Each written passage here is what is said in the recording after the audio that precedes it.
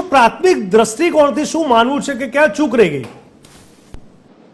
આપે જે રીતે વાત કરી કે મોતનું મહેનતાણું કે પછી આ મહેનતાણામાં મોત, એ જ પ્રશ્ન છે. આપણે જોઈએ છીએ કે આખરે વિચારવા મજબૂર કરે છે કે આમાં આખરે જવાબદાર કોણ છે. સમજો કે ઉદ્યોગકારો, ઇન્ડસ્ટ્રી, સેફટીના સાધનોની અછત, લાપરવાહી એ જવાબદાર છે કે પછી આપણે કાયદાનું પાલન કરનાર કે સંસ્થા જે ભ્રષ્ટાચાર એ જવાબદાર છે કે પછી જે પેટીયું રળવાની મજબૂરી, પોતાને જે રળવા માટે થઈને એની મજબૂરી એને પોતાને ખબર છે કે અહીંયા જીવનું જોખમ છે, છતાં એને આ જે મજૂરી કરવી પડે છે. એવા અનેક ક્ષેત્રો છે આપણે કે જે જોખમી છે, અને ખાસ કરીને તો આ અસંગઠિત ક્ષેત્ર જેને કહેવાય કે મજૂરો, લેબરો, એમાં અમુક જ્ઞાતિ સમૂહ કે પછાત છે જ્ઞાતિની રીતે, એ પણ આવી જાય છે. હવે આપણે અત્યારે જોયું કે જીન્સની ફેક્ટરીમાં જે એમોનિયા એસિડને લીધે અકસ્માત થયો, હું TV13 તો અભિનંદન આપીશ કે એમનો ધન્યવાદ કરીશ કે માત્ર 3 મૃત્યુમાં પણ આપણે જે એનો કાર્યક્રમને આટલું પ્રાધાન્ય આપ્યું. બાકી સરકાર માટે તો હવે 10-15 મૃત્યુ થાય તો એની કોઈ ધ્યાનમાં નથી લેવાતું. એટલું બધું જેને કહેવાય કે નજરઅંદાજ કરી રહ્યા છે, સંવેદનહીન થઈ ગયા છે સરકાર અને પ્રજાજન સમજતર. નાના અકસ્માતમાં તો આપણે ધ્યાનમાં પણ નથી લેતા. બાકી તો મૃત્યુ એ મૃત્યુ છે, પછી એક હોય કે અનેક હોય, એ તો જેના સ્વજને જેને ગુમાવ્યા હોય એને ખ્યાલ હોય. ભલે એક એને સહકાર માટે, એના સપોર્ટ માટે એક નાની એવી કિંમત વળતર આપણે આપીએ છીએ, પરંતુ એની કિંમત કોઈ ક્યારેય સરકાર પણ નથી ચૂકવી શકતી કે એનો સમૂહ કે સમાજ કે પરિવાર પણ નથી ચૂકવી શકતી. એવો એને ખોટ એના મૃત્યુથી થાય છે. હવે આપણે જોઈએ છીએ અત્યારે તો આ જીન્સની ફેક્ટરીમાં જે અકસ્માત થયો, બાકી ગુજરાતમાં એવી અનેક પ્રકારની જે ફેક્ટરીઓ છે એમાં અકસ્માતો થાય છે. ગુજરાતમાં ખાસ કરીને સમજો ગયા 5 વર્ષમાં 714 લોકોનું મૃત્યુ થયા છે ફેક્ટરીમાં, આ પ્રાઇવેટ જે અસંગઠિત ક્ષેત્રમાં નાના મોટા. પછી ખાલી એક દાખલો આપીએ તો કચ્છમાં એક ફેક્ટરીમાં ટાંકીની સાફ કરવામાં 5 મજૂરોના મૃત્યુ થતા. પછી ડીસાની ફેક્ટરીમાં આપણે 21 મજૂરોના મૃત્યુ થયા, ફટાકડાની ફેક્ટરીમાં ડીસામાં હમણાં જ. એક ભાવનગરની સ્ટીલ ફેક્ટરીમાં 6 લોકોના ભઠ્ઠીમાંથી ધડાકો થવાથી થયા હતા. અને ગુજરાતમાં વિવિધ બાંધકામના અકસ્માતો થાય છે બાંધકામ ક્ષેત્રમાં, એમાં લગભગ 150 લોકોના મૃત્યુ 1 વર્ષમાં થયા છે. એટલે મૃત્યુ નિરંતર થઈ રહ્યા છે અને આપણે ક્યારેક એને નાની એવી વળતર આપીને આપણે મનને સંતોષ માની રહ્યા છે.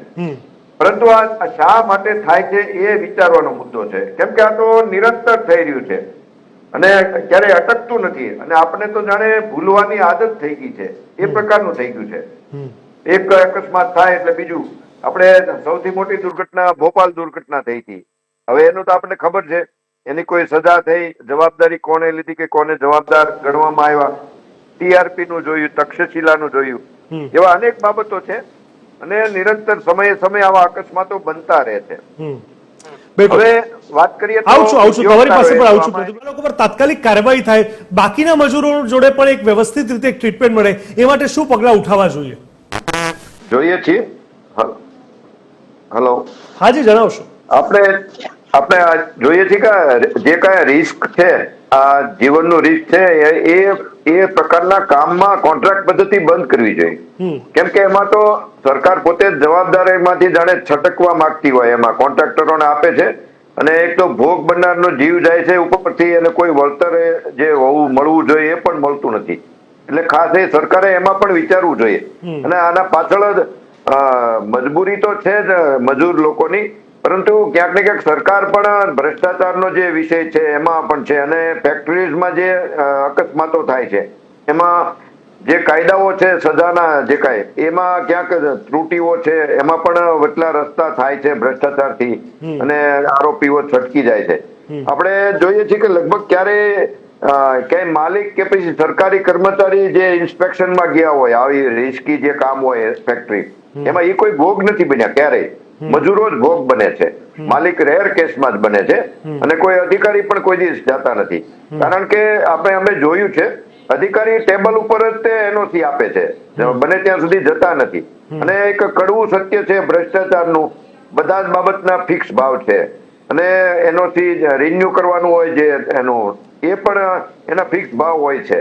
એટલે અને બીજી બાજુ સરકારમાં સ્ટાફની પણ અછત છે. જે રીતે ફેક્ટરીઝો છે, કેમ કે આપણે ગુજરાતમાં લગભગ 49,000 ફેક્ટરી છે, એટલે એના પણ જે કઈ ચેકિંગ માટેના રૂબરૂ જે જવાનું હોય ઇન્સ્પેક્શનમાં કર્મચારી હોય, એની પાસે સંખ્યાઓ પણ પૂરી નથી. એમાં પણ આવા કોન્ટ્રાક્ટ પદ્ધતિથી કર્મચારીઓ છે.